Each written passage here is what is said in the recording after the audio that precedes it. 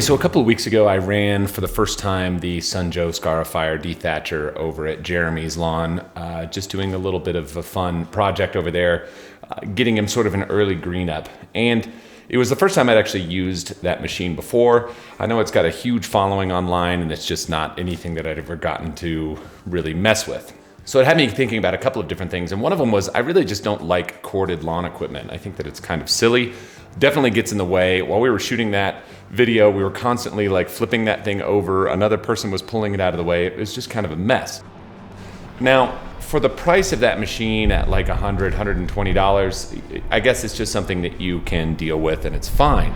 When you're starting out with this particular cordless Scarifier DeThatcher, it is a little bit different, and the point of entry is a little bit higher, where you can order it online from SunJoe directly for I think $230 plus shipping, or on Amazon for around like $259, $260, somewhere around there. So it is already right out of the gate twice the price as the corded version. There are some serious upsides to not having the cord. One, obviously, is just the mobility of the unit, being able to take it around and get into areas where you might have a hard time working around with an extension cord. That's also going to come with a drawback. Obviously, you're going to have a limited runtime, and that's, really up to you how quickly or how aggressively you are going to run the machine before it runs out of batteries. So just to take you through the high points on this right here, it comes with two 24-volt batteries. It does have the two attachments for the inside, the Scarifier and the DeThatcher. They are super easy to take in and out. It's pretty much a thumb screw. The cartridge pops out, the other one goes in, so you can change it on the fly, which is really nice. It also has a really easy height setting that's pretty cool as well. It's just a couple clicks. And so for today, when I ran this, I put it on the number 3 to just sort of get a middle setting and run across the neighbor's lawn as many times as possible.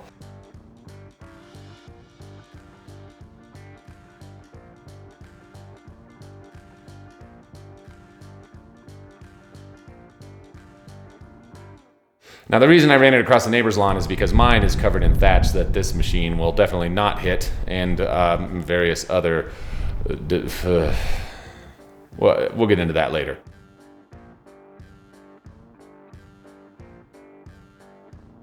So I took it over, and reading through the specs, it says that you'll get about 20 minutes of runtime out of the batteries, and I would say that's pretty much spot on. I ran back and forth across this yard 4 times, and every time I got through it, I went back and I scraped up a pile, and then I would do it again, and I would rake up another pile, and did it again and rake up another pile. And I definitely could have kept going on this lawn. It was not done yet, just because it was so thick. But the machine itself had absolutely no trouble with it. One thing I would say is the bag is absolutely pointless, because one pass through and the bag is full and you're emptying the bag. It doesn't really do any good. It's almost easier just to deal with the mess afterwards, or even run over it with a mower and bag it at that time. Now, another thing I did, as SunJoe never recommends going up and down hills, and there's various reasons for that. They recommend going back and forth. So I went up and down, and I went side to side, but I only ran the thing going forward. I didn't do any pullbacks on it like I did in that other video, just because we were giving that machine a run for its money. So every time I made a pass and finish, I couldn't believe how much crap was coming up out of the lawn. It was unbelievable how much dead matter was coming out, and I'd scrape it and pile it up, and then it would keep going.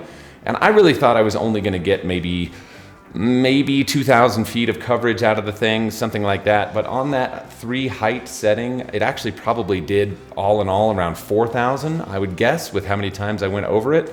So it has enough to do like a medium to small lawn. Or, if you have a big lawn, you're gonna have to plan on a while to do it. So the batteries are of their own manufacturer. It's the 24 volts. There's a pair of them in there. They came with this particular one that I ordered. You can order it without the batteries if you already have some SunJoe batteries, which will save you some money.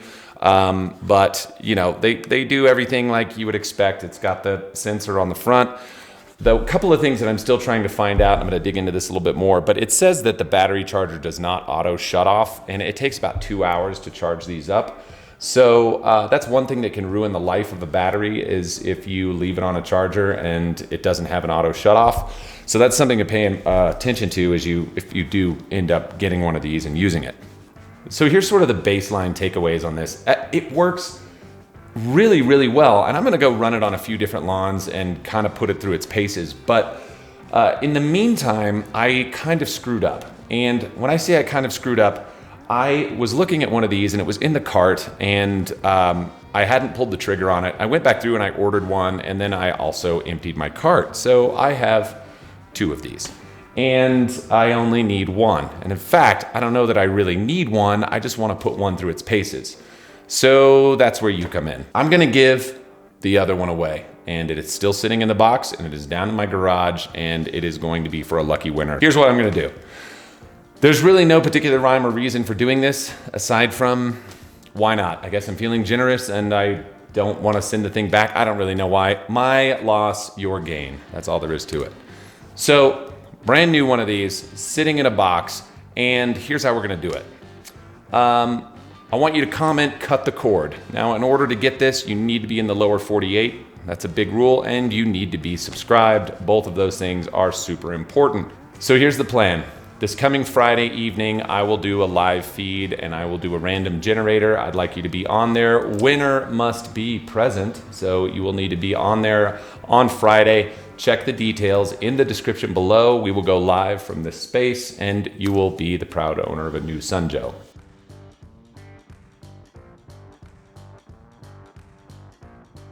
If you want more information on it, also link in the description below. You can click on and figure everything else out about it, and check it out. If this is something you're in the market for and you've got space in your garage, great. If it's something that you're not in the market for and you're hoping to win it, that's also great. It's gonna be a great tool no matter what. So that's it. Hope you guys enjoyed the video. I'll see you guys on Friday.